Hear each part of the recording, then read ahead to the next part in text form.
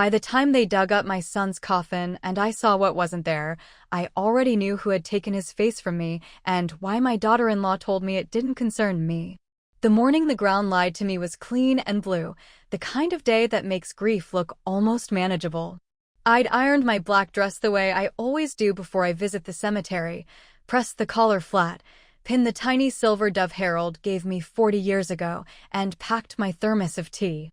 I even brought fresh marigolds. Kurt never cared for them, but he used to pick them from the neighbor's garden when he was little and bring them to me with that guilty, perfect half-smile. His plot was easy to find. I could walk to it with my eyes closed. 3rd row from the south gate, 5th stone from the yew tree, the place where the wind always sounded like a lullaby. Except the stone wasn't there. In its place, I found polished granite carved with a stranger's name and dates, 2 doves flying over a verse from a psalm that had nothing to do with my boy. I stood there with my flowers and my thermos and my open mouth, feeling my heart tumble downward. That name didn't belong to my family. That verse had never left my lips. "You must be lost," someone said behind me. It was the groundsman Anton, thin as a shovel handle, kind eyes, cap pulled low against the sun. "I buried my son here 6 months ago," I said. This was his grave. Anton frowned, looked at the ledger on his little golf cart, then at the stone. "Not according to this. Section B, row 3, plot 5 belongs to Mr. Osborne now. New burial last month." "Then where's my son?" He shifted, his gaze avoiding mine. "Sometimes families move remains, ma'am. It happens." Without telling his mother? My voice didn't sound like mine. It sounded like a hinge that had rusted through. "Who signed for it?" Anton flipped pages, licked a thumb, flipped again. "Family representative. Spouse." I pulled out my phone with hands that wanted to shake and tapped the contact I shouldn't have had to tap. She answered on the 5th ring. "What, Clarice?"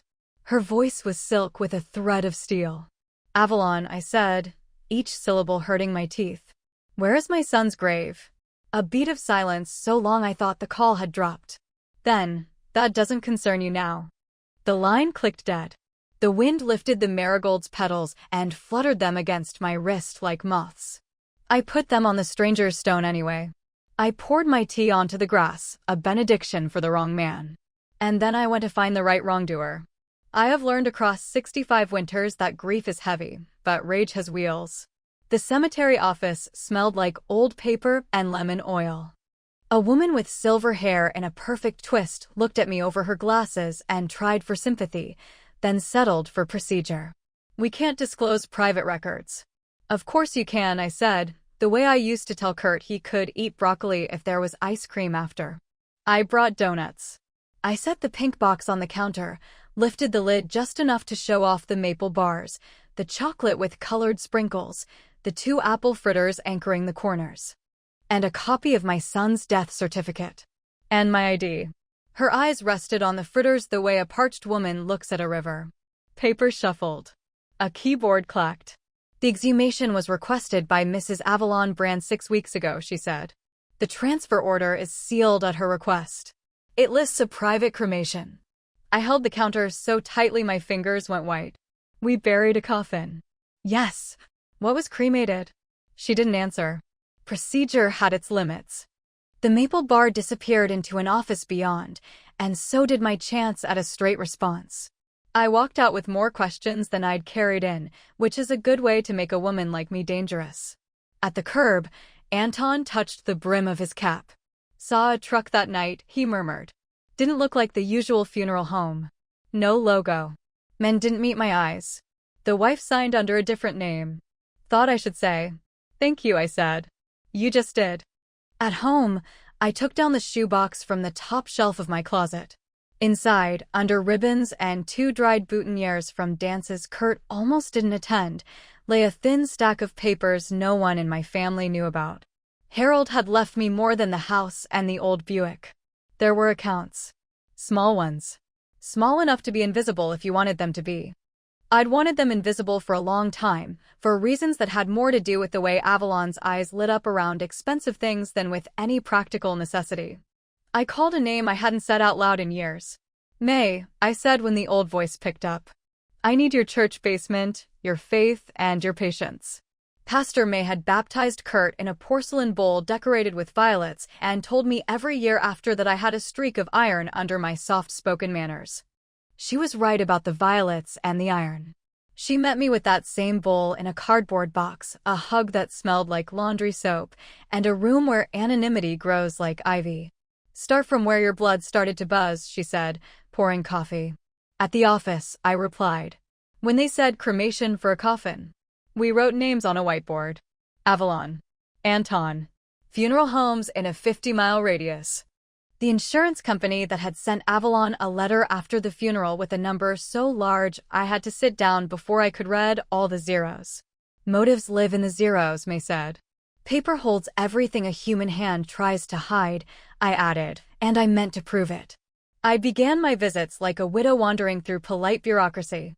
Flowers in my tote, sympathy on my tongue, questions pressed so flat they looked like accident.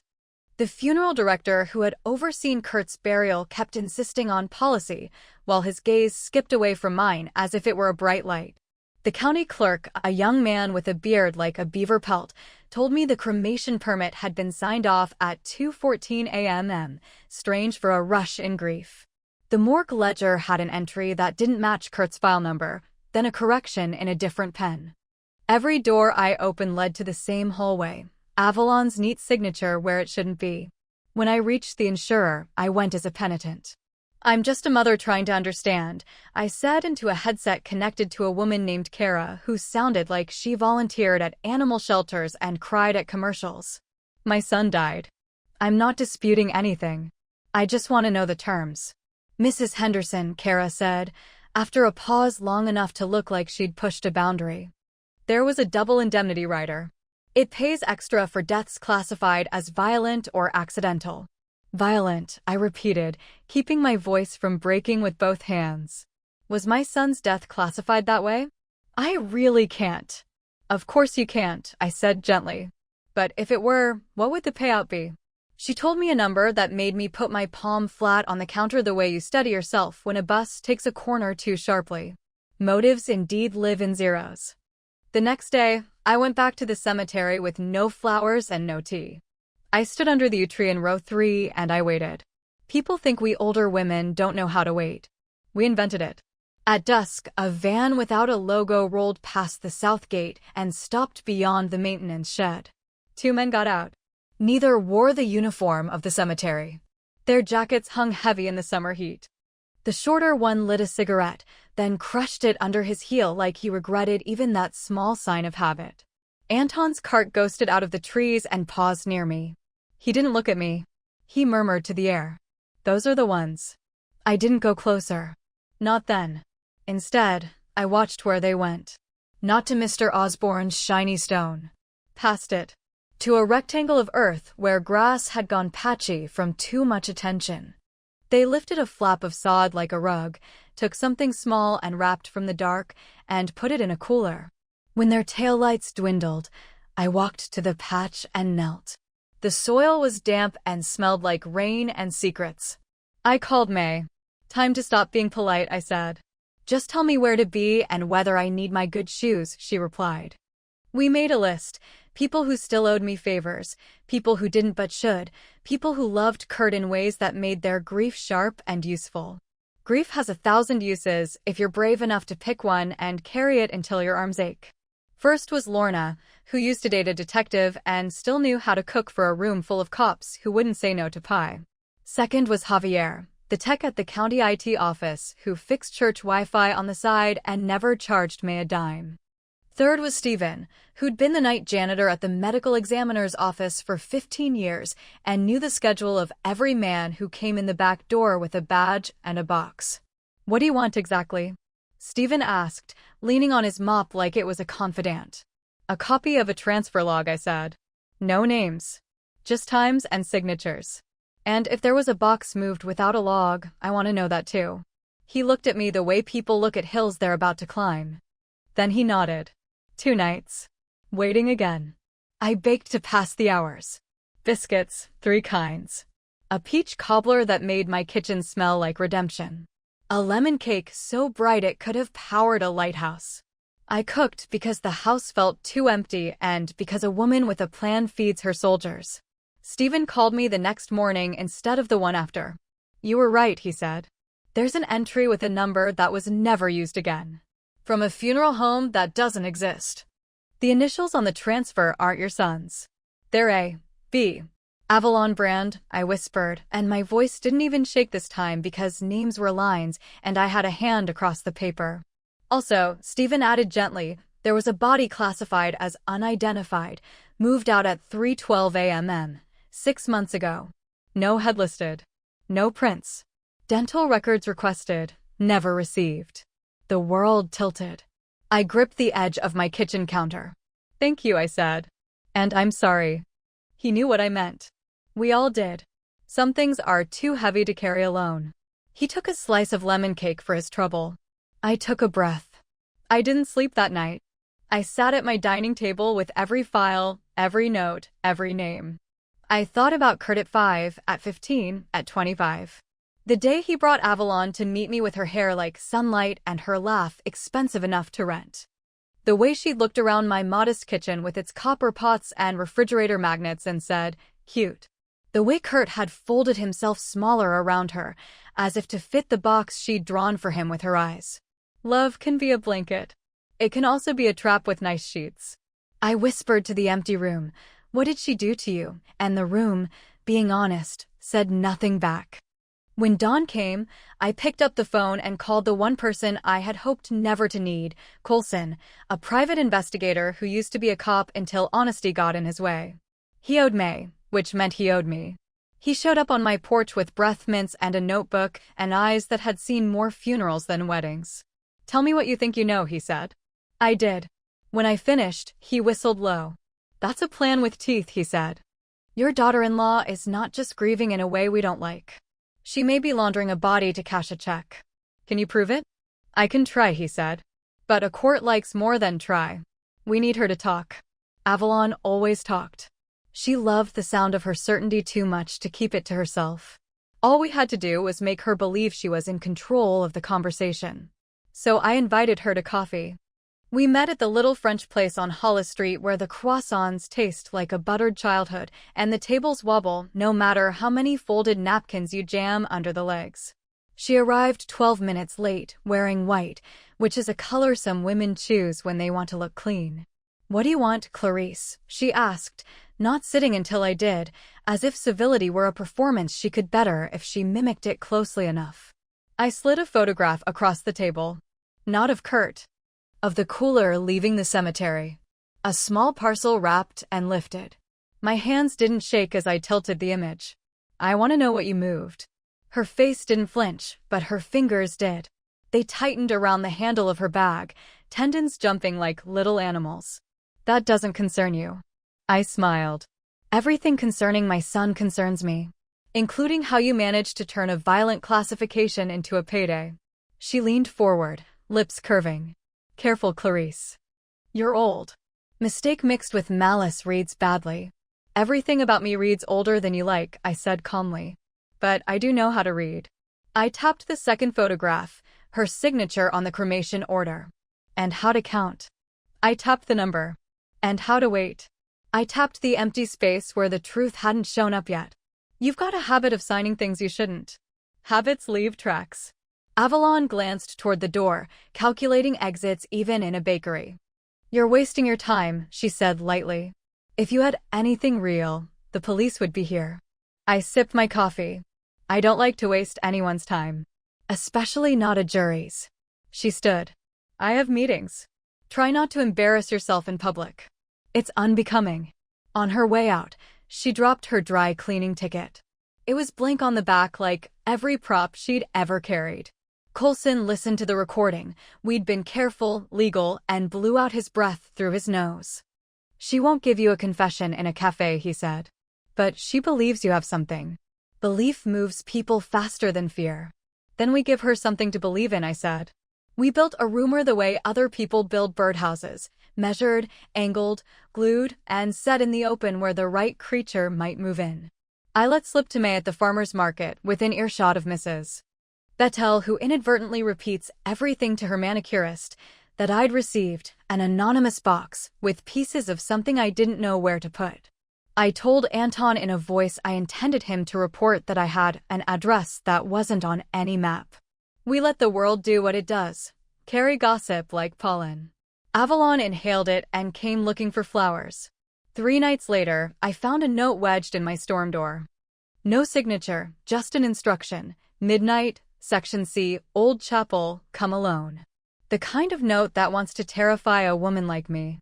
The kind of note that forgets I had a son who once tried to live inside a treehouse for a week to avoid a math test, and that I know how to outlast foolishness. I didn't go alone. Coulson and May waited in May's car under the birches outside the south gate with a handheld recorder, a phone, and enough faith for 3 people. Stephen was at home on his couch with his shoes on and the police non-emergency number pre-dialed. Javier sat 2 streets over in his old sedan pretending to nap. The only one alone at the chapel was the one who'd asked for it. I stood in the shadow of the brick and the moon. I could hear my own breath. The door creaked open. Avalon slipped inside like a white ribbon pulled through a dark eyelet. "You should have burned that box," she said, not bothering with hello. "Some people don't understand how to help themselves." "What box is that?" I asked softly. She laughed, cruel and low. "The one they gave you because they couldn't leave well enough alone. The one with the thing that doesn't belong above the neck." I closed my eyes for half a second. I opened them with a new calm. "You brought it to the cemetery again," I said. "And you think if you move it enough, you won't have to look at it in your sleep." Her breath hitched. "Don't pretend you're innocent, Clarice. He was your son. You raised him. You knew what he was capable of. You can blame me if it helps. But he made choices." "He made one," I said, and for the first time, my voice broke. "He loved a woman who loved money more than he loved air." "Spare me the sermon." She stepped closer, the scent of her perfume like bruised flowers. "Here's what happens. You stop your little investigation. You take what I give you, enough to keep your house for a while, and you never say Kurt's name in public again. No more calls to offices. No more little church games. Or the next box that shows up has something in it with your name on it." "Boxes don't scare me," I said. "I've been a mother. I've put away toys that bite and letters that bleed. The only thing that scares me is forgetting." I reached into my purse, and for a moment I thought she might flinch. I pulled out a small key and placed it on the stone ledge between us. "Do you recognize this?" Her gaze flicked to it and back to me. "Should I?" "It opens a locker at the bus station," I said mildly. "There's nothing in the locker yet.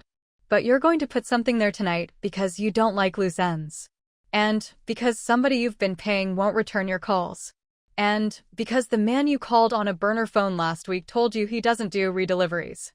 Her eyes went very still. "You bugged my phone." "No," I said. "You bug your own life when you do everything with people who hate waiting even more than I love it." From the birches, May's car light blinked twice, our signal that Coulson had the words he needed. Stephen's finger hovered over a button. Javier recorded plates on a vehicle idling without lights. All I had to do was keep breathing. "You said violent classification," Avalon hissed, stepping so close I could see the tiny crease beside her left eye I'd never noticed, because I hadn't looked for cruelty in it before. "You think you're the first woman to figure out how the world really works? Men die. Papers move. Numbers change hands. You can cry or you can count." I counted. "And to make sure no one could question your math," I said, calm as a quiet kitchen, "you hired men to do something to my boy that meant the medical examiner couldn't say his name out loud in a courtroom." Her jaw tightened. "Silence is a kind of confession when you stand inside it long enough." "I loved him in my way," she said finally. "You loved the idea of him. We both did what we had to, Clarice. The difference is I won." "You won the first inning," I said. "But this is a long game." She reached for the key. Her fingers brushed mine. "Don't be foolish," she whispered. "Old women die of accidents all the time." "I raised a boy who climbed trees too high," I said, stepping back. "I learned how to land."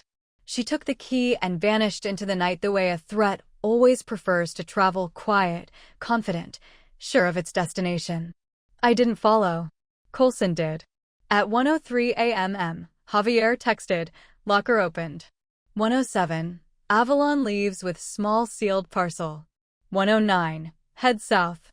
115. Parks by river. 118. Throws parcel in. 120. Police lights. I watched the red and blue paint the birches. I thought about the cooler leaving the cemetery.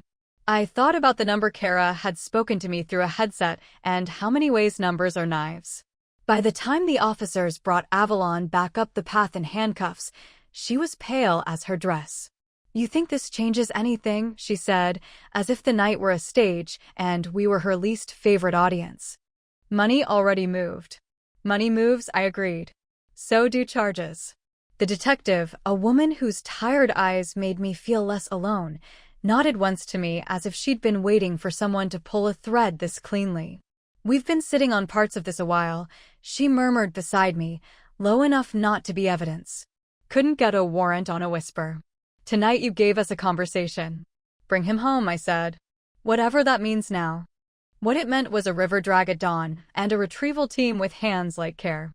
What it meant was a storage unit rented in cash in the next county over with invoices to a funeral home that had gone out of business 2 years before my son died. What it meant was insurance records and cemetery logs and signatures that were the same in every place she thought they'd be different. What it meant was that the coroner, with compassion like a steady hand, said the word identification as if it were a prayer we could still say. We didn't speak about details. We didn't need to.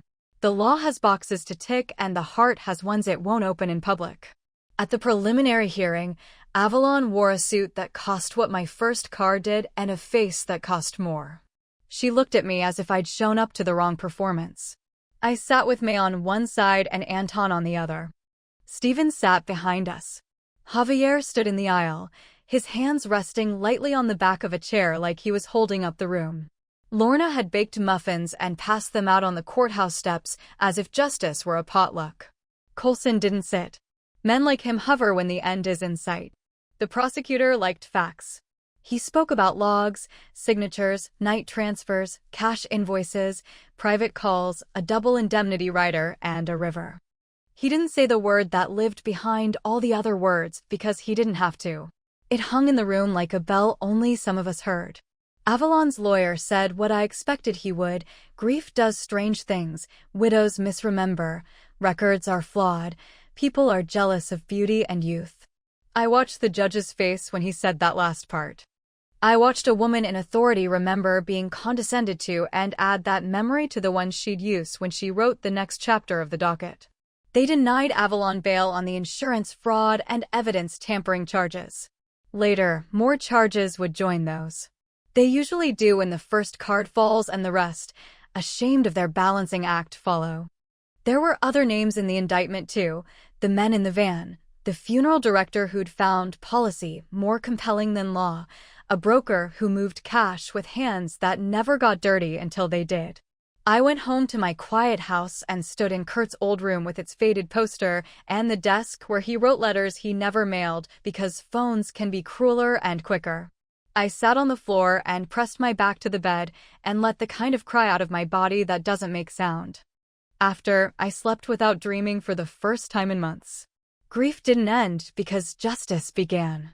Nothing works like that outside of bad movies and prayers we pray when we're very tired. But grief found a chair. It sat with me instead of pacing. It let me drink my tea hot again. 2 weeks after the hearing, Anton called. "There's something you should see, ma'am." I drove to the cemetery under a sky so blue it looked like bravado. He led me to the 3rd row from the south gate, the 5th stone from the yew tree. There was no stranger's name there anymore. The new stone was simple. Kurt's name. 2 dates. A small carved marigold, because even if he never liked them, I did, and mothers are allowed one stubbornness. "Thank you," I told Anton. "Wasn't me," he said. "The board. They said paperwork corrected itself." "Paper very rarely does that," I said, but I looked at the sky and let it be a day that didn't need my suspicion. At home, I made lemonade and invited people. People who had fed me when I had no appetite and watched my back when I forgot it needed watching. They came with pie and laughter and stories about Kurt I'd never heard, about how he once changed a tire for a woman in a parking lot and refused money, About how he got a splinter in his palm building a shelf and didn't complain because he wanted Avalon to think he was the sort of man who could fix things without bleeding. We toasted him with glasses that clinked like a small, polite parade. May pulled me aside while the house hummed. "You did what you came to do," she said. "But I can see you're still setting another table in your head." "I want my granddaughter," I said. "The courts will decide. But I want a seat at the table she sits at. Avalon has made sure I haven't had one." "Then we make a chair with your name on it," May said. "And we say it out loud in a room where a judge can hear it." It took months. Paper likes to stretch time like taffy. I learned about affidavits and home studies and how to speak without sounding like a woman on fire even when you are. I painted the second bedroom the color of summer peaches. I bought new sheets with tiny stars and a quilt that looked like something a story would crawl under. When the day came, I wore the dove pin. The judge listened the way some people practice listening, with their eyes as well as their ears. She looked at me and then at the file and then back at me. She asked me what I could offer, and I told her the truth. A room, a home-cooked meal, a ride to school, an ear that doesn't interrupt, a safe place to set down the weight children carry when adults forget how heavy secrets are. She asked about money. I told her about the accounts Harold had left and about the way I had kept them invisible because sometimes love means not inviting a wolf into the pantry. She nodded. She asked me what I thought about Avalon. I said I think some people are born with a thirst that can't be quenched by any water I know. She wrote something down. She said she'd take it under advisement. She banged her gavel with a finality that made my bones feel steadier. 2 weeks later, a social worker brought my granddaughter to my porch with a suitcase covered in stickers and eyes that looked like Kurt's when he was trying not to cry. "Hi, Grandma," she whispered. "Hi, Heart," I said, and the house expanded to fit the new breath inside it. The trial took longer. Of course it did. Lawyers like to be thorough once they've been forced to be. I went when I could, to show the room what a mother looks like when she refuses to sit down in the back row. I didn't speak when the words hurt. I counted when I needed to. I waited, because I know how. In the in-between months, the story widened. People I didn't expect stepped into it carrying pieces I didn't know were missing. There was the florist who'd noticed Avalon buying lilies she didn't like and paying with gift cards instead of cash. There was the locksmith who'd been called to the storage unit and remembered the nervous way a woman in white kept checking a phone that never rang. There was a former colleague of Avalon's, Veronica, who stopped me at the grocery store near the canned peaches and asked if I was Clarice. "I have a file," she said, voice trembling. She used my name once on an application. I only figured it out when a collector called. We sat in the cafe section beside shoppers with carts full of cereal and coupons. Veronica slid a manila envelope across the table like contraband. Inside were photocopies, emails with subject lines about insurance options, notes on policy writers, a printout of a search for expedited claim documentation, and a list of phone numbers under the word deliveries. Some were crossed out. 2 matched the burner numbers Coulson traced to a box store parking lot and a pay-by-the-week motel out by the highway. "Why give this to me?" I asked. "Because I kept telling myself she was just ambitious," Veronica said. "And then your son died," and she looked relieved. "I haven't slept since." I held her hand.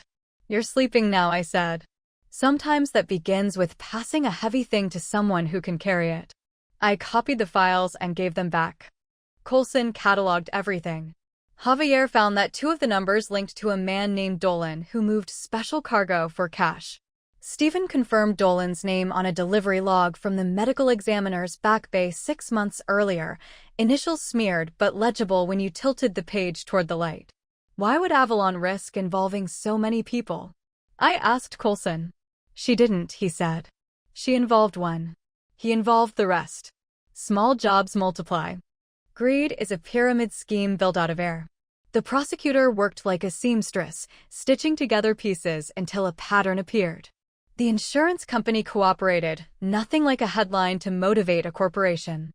May prayed for us without asking heaven to take sides, which is its own miracle. Lorna kept the police auxiliaries fed and cheerful. Anton walked the cemetery at dusk with a notebook and a camera, less guard than guardian. I spent evenings with my granddaughter, who liked to be called Junie because June was her middle name and it sounded like someone who could jump a puddle and win. We cooked together, which is another way of telling truths. She asked why her mommy couldn't come over. I said adults sometimes make choices that take time to fix. She nodded with the solemnity of children who've already learned to carry more than they should.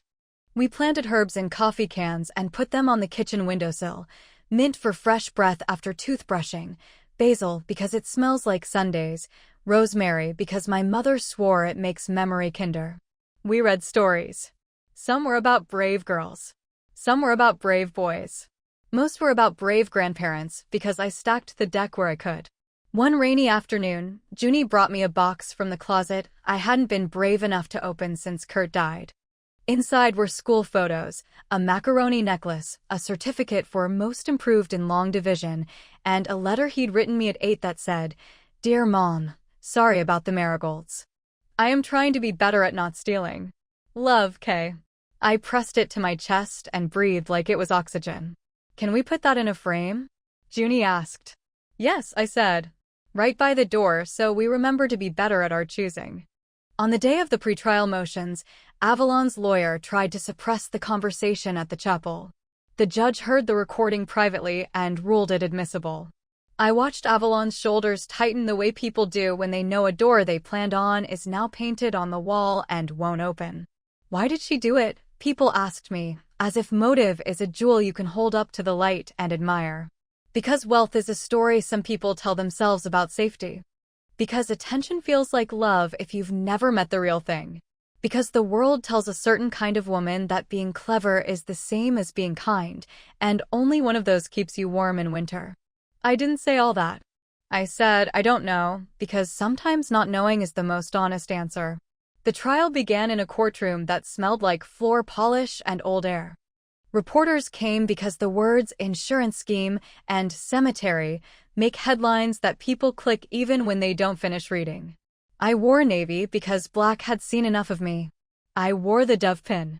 I took a seat where Avalon would have to walk past me to get to her table.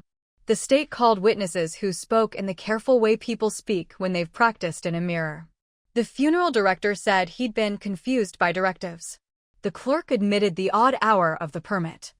The insurance adjuster explained the policy riders as if they were recipes anyone could follow.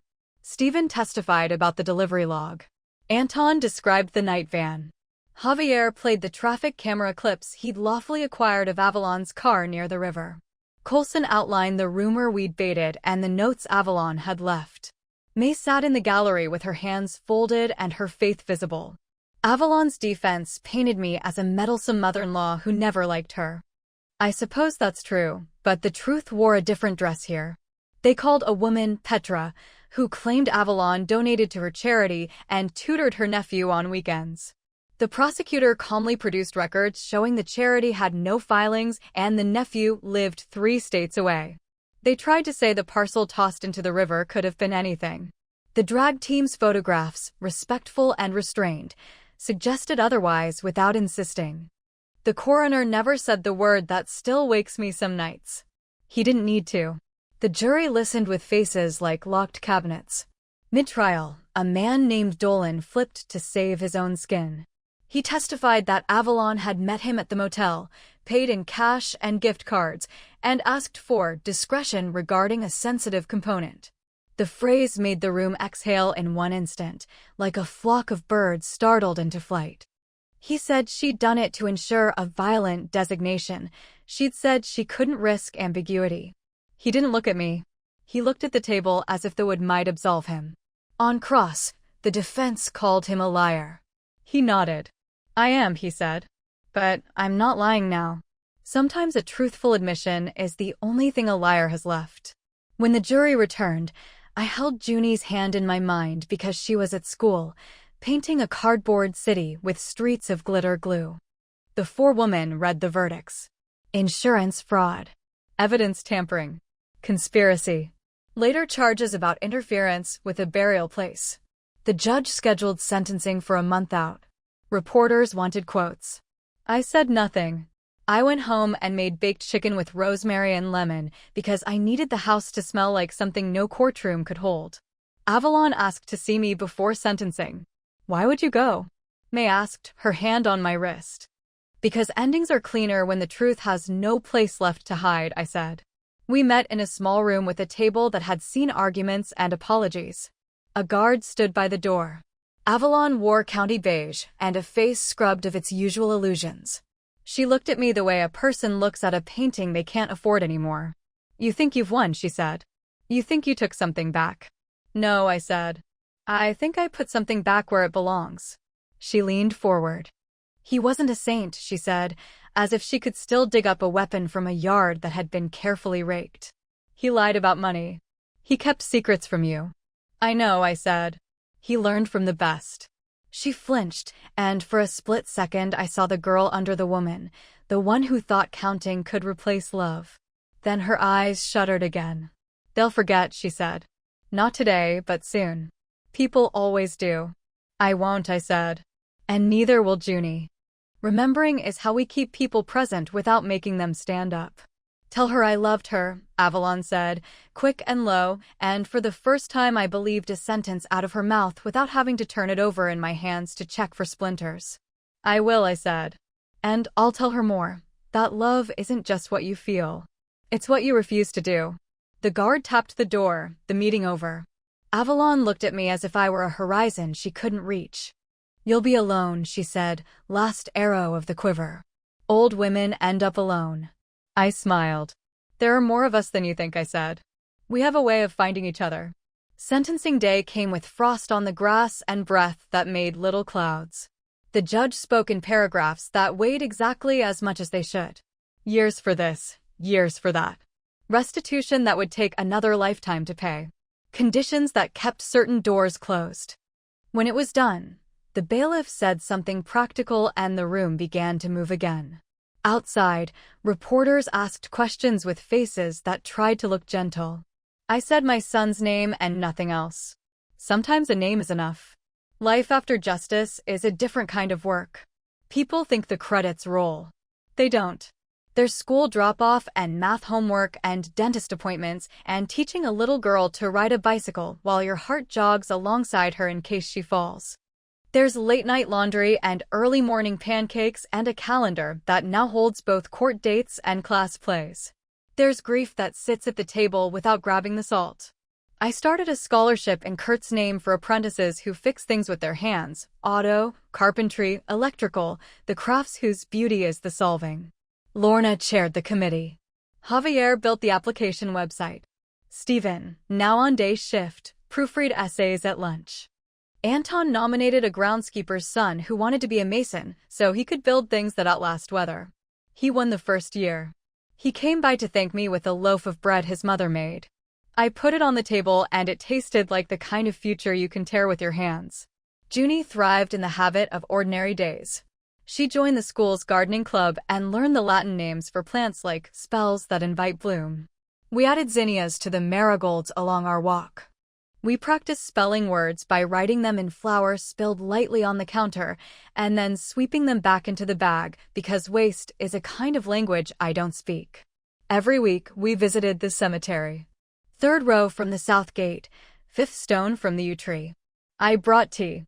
She brought a drawing or a story. We stood in the wind and let it move our hair. We told Kurt what we were doing, not because I believed he needed to hear it to know, but because speaking to the air organizes what's messy inside the chest. Sometimes we saw other people there, new to the club no one wants to join. I learned to carry extra tissues and say the right things. I'm sorry, and I'll remember the name you just said, and do you need me to stand here quietly with you? You would be surprised how many people do. In spring, the insurance company sent a letter about the restitution plan, the first of many. Bureaucracy keeps its own kind of score. I filed it in a folder marked Avalon. I thought about throwing it away. I didn't. Paper, like grief, weighs less when you put it in a drawer where it belongs. One afternoon, a woman came to my door holding a stack of letters. I'm Petra, she said. I testified for Avalon. I lied. I let her in. We sat in the kitchen. She cried into a napkin I folded for her. I wanted to be near her, Petra said. She made me feel chosen. And then she asked me to say things in court that weren't true. I thought I owed her. But I owed the truth more. I'm sorry. It's not me you need to tell, I said gently. But you can practice here. She did. Later, she sent a notarized letter to the court. I don't know if it changed anything on paper. It changed something in her eyes. In the summer, the cemetery's board asked me to speak at their Memorial Day for unnamed graves. You don't have to, Anton said. We understand if it's too much. It is, I said. And I will. I wrote the speech at the table where I'd paid bills and signed forms and taught Junie to slice strawberries without gilding the cutting board in red. I said, names matter, and so do the ones we don't have. Love is patient, and sometimes love is persistence with a notebook. If you work where grief lives, you guard it the way you guard your own good dishes. I didn't mention Avalon. The story didn't need her name to be whole. Midway through the year, a letter came from the prison. I recognized the clean, practiced handwriting immediately. People who reinvent themselves often practice letters until they look like someone else's. Avalon wrote to Junie. The envelope was addressed to me with a request to pass it on if I deemed it appropriate. I read it with a steadiness I'd earned. She wrote, I am sorry. I am not asking for forgiveness. I am asking for space for you to grow without my choices hanging on your branches. She did not say what she had done. She said what she hadn't been brave enough to refuse. That is a kind of confession too. Can I write back? Junie asked when I gave her a summary suited to small shoulders. Yes, I said. You can write anything you want. I'll read it before we send it. Words are powerful. We use them carefully. Junie wrote about school and the cat we adopted, a stray who chose us by sitting on our porch for 3 evenings in a row, and the zinnias which, she informed Avalon, are easier than roses because they don't ask so much. She signed it with a drawing of a marigold that looked like the sun decided to sit still. Prison is a machine that turns time into gristle. Letters went and came. I read them all. I threw none away. One day, maybe, Junie will want to see the shape of the past. It's not my job to redraw it smaller. I thought revenge would feel like a trumpet. It didn't. It felt like kneading bread and waiting for rise. It felt like replacing a porch light. It felt like teaching multiplication with beans on a plate because numbers behave better when you can touch them. It felt like noticing I could hum again while sweeping the kitchen, a tune I hadn't heard in myself since the world broke and rearranged. Sometimes, late, I sat with a box of old photos and let myself say the quiet part, I miss you, son.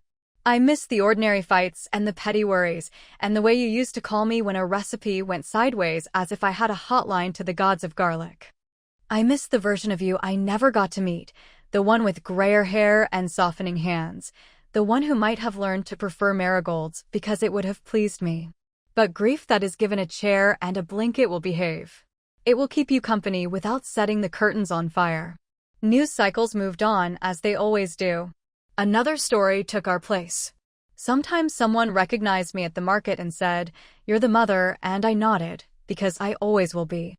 They asked if I hate her. I said I don't have the energy. Hate is too expensive a hobby. I have a garden to tend and a child to raise and a scholarship to manage and a kettle that won't fill itself. Junie learned to whistle, then to snap. She beat me at checkers and then at chess. She wrote a poem about marigolds that made her teacher send a note home with a gold star drawn in the corner. We framed that too, beside Kurt's letter about learning not to steal. People can be contradictions that look good side by side. A year after sentencing, we held the first scholarship dinner in the church hall. The apprentices came with hands nicked by honest work and faces lit with the future. May gave a blessing that made even the non-believers bow their heads out of respect. Lorna's pies disappeared in 20 minutes. Javier took photos and posted them with captions that didn't need hashtags to feel true. Stephen danced with his wife to a song the DJ chose because it sounded like resilience. I gave a short speech. I said, "This started in a cemetery, but it doesn't have to end there." I said my son's name. I said the names of the scholarship recipients. We clapped not like thunder, but like rain on a metal roof, steady and filling. On the way home, Junie reached for my hand. "Do you think Mom will ever come to one of these?" she asked. "I don't know," I said. "But she can be part of the reason they exist. Life is big enough to hold complicated sentences. We stopped by the cemetery because we always do, even when it's late and the stars are showing off. We stood at the third row, fifth stone from the U. I poured tea into the grass. Junie put her poem under a little glass paperweight so it wouldn't blow away before Anton could bring it to the office to copy and laminate because he'd started a bulletin board of words that make the grounds kinder. I told Kurt everything that had happened since the last time. I told him about Junie's new whistle and the cat and the scholarship dinner and how the basil had bolted and gone to seed because summer did what it always does, arrive hot and leave humbly. I told him about a letter from Avalon that had made me set down my cup and sit with my eyes closed for a minute because it included a sentence that sounded like the beginning of change. I didn't forgive her. That's not a switch you flip. But I did make space in my mind for the possibility that people can set down heavy things if you offer them a place to put them. On the anniversary of the day the ground lied to me, Anton asked if I'd like to plan a new you. The old one, he said, was healthy but lonely. Trees like company, he said. People too. We dug a hole big enough to hope Indiana. Junie dropped in a penny for luck. I dropped in a paper with a list of names. Harold and Kurt and May and Javier and Stephen and Lorna and Anton and Veronica and Petra and Kara and Colson and the judge and the coroner and the clerk and the young man who'd changed a tire for me in the rain once without recognizing me from the news. I dropped in Avalon's name too because the tree was for truth and truth is not afraid of company. We covered the paper with dirt. We watered it gently. We stood back and looked. It'll grow, Junie said. I know, I said. That's what we do. People think revenge is fire. Sometimes it is. Mine was planting. Mine was paperwork. Mine was a rumor woven carefully and a key on a ledge and a phone call placed with hands that wanted to shake but didn't. Mine was sitting very still in a chapel and letting someone talk themselves into the center of a room without exits. Mine was making dinner. Mine was showing up. Mine was giving the law what it needed and my granddaughter what she needed and myself what I needed, a place to set the tea down while I straighten marigolds that will always, always lean toward the light. If you're still here, you know why I started by saying I already knew what I would find when the coffin came up. It wasn't about the absence. It was about the trail absence leaves. And if you're still here, you know this too. Old women are not built of softness alone. We are built of patience, kitchens, lists, and the kind of love that learns math when it has to. I waited. I counted. I planted. And when the time was right, I made sure the one who told me it didn't concern me learned that there is nothing in this world that concerns a mother more than where her child is laid to rest. This is my long game. This is how I want it. Tomorrow, after breakfast, we will walk to the bus stop hand in hand. On the way home, I will buy a packet of marigold seeds, because revenge is finished, but beginnings are still on sale if you know which aisle to look down. And if the world ever forgets, I'll take... My grandmother told me this story. Thanks for watching this video, like and subscribe. Bye bye!